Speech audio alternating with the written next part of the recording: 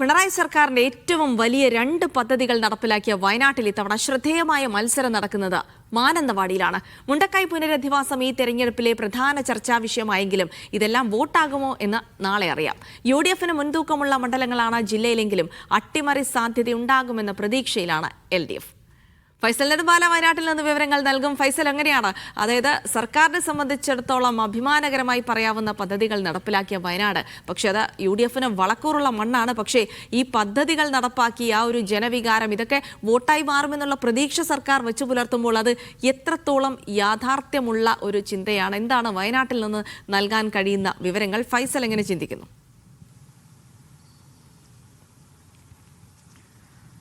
ജിൽസി, വയനാട് നമ്മൾ എപ്പോഴും സൂചിപ്പിക്കാറുള്ളത് UDFന് മുൻതൂക്കമുള്ള മണ്ഡലങ്ങളാണ് ഉള്ളത്. കഴിഞ്ഞ മാനന്തവാടി മണ്ഡലത്തിൽ മാത്രമാണ് കഴിഞ്ഞ 2 തവണ LDFന് വിജയിക്കാനായത് എന്നുള്ളതും എടുത്തു പറയേണ്ട ഒരു കാര്യമാണ്. OR കേളു, നിലവിലെ മന്ത്രിയും MLAയുമായ OR കേളുവിന് പ്രത്യേകമായിട്ടുള്ള ഒരു ജനസ്വീകാര്യത മാനന്തവാടി മണ്ഡലത്തിലുണ്ട്. എന്നാൽ ഇത്തവണ അത് മാറും എന്നുള്ള ഒരു പ്രതീക്ഷ മാനന്തവാടി മണ്ഡലത്തിൽ UDF കാഴ്ചവെക്കുന്നുണ്ട്. കാരണം കഴിഞ്ഞ തദ്ദേശ സ്വയംഭരണ തെരഞ്ഞെടുപ്പിലെ ഒരു വിജയം തന്നെയാണ്. 6 പഞ്ചായത്തുകളിൽ 5 പഞ്ചായത്തുകളിലും വ്യക്തമായി വിജയിക്കാൻ UDFന് മാനന്തവാടി മണ്ഡലത്തിലായി.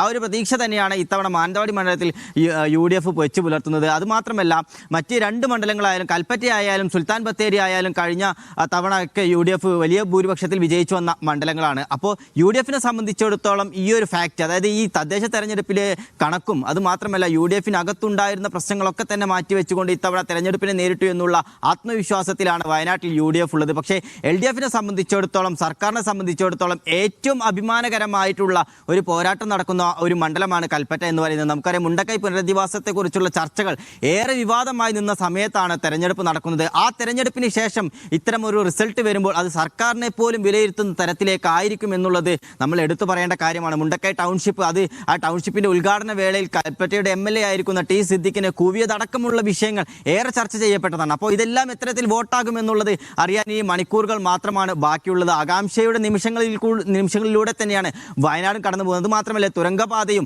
ഈ വയനാടിൻ്റെ ഈ യാത്രാമാർഗത്തെക്കുറിച്ച് ഏറ്റവും അധികം ചർച്ച ചെയ്യപ്പെടുമ്പോൾ തുരങ്കപാത ഒരു ബദൽ മാർഗം വേണമെന്നുള്ള നിരന്തരമായിട്ടുള്ള ഒരു ആവശ്യത്തിന് വർഷങ്ങളുടെ ഒരു പഴക്കമുണ്ട്. അപ്പോൾ അതെല്ലാം മറികടന്നുകൊണ്ട് തുരങ്കപാത യാഥാർത്ഥ്യമാകാൻ പോകുന്നു. അതിൻ്റെ പ്രവർത്തികളൊക്കെ തന്നെ ഒരു ഭാഗത്ത് പുരോഗമിക്കുന്നു. ഇതെല്ലാം വോട്ടാകും എന്നുള്ളൊരു പ്രതീക്ഷ തന്നെയാണ് LDF മുന്നോട്ട് വെക്കുന്നത്. എന്നാൽ UDFനെ സംബന്ധിച്ചിടത്തോളം നേരത്തെ സൂചിപ്പിച്ചതുപോലെ എന്നും മുൻതൂക്കമുള്ള ഒരു ജില്ലയാണ് വയനാട്. ഇത് അട്ടിമറി LDFന് സാധ്യമാകുമോ എന്നുള്ളതാണ് നമ്മൾ നോക്കുന്നത്.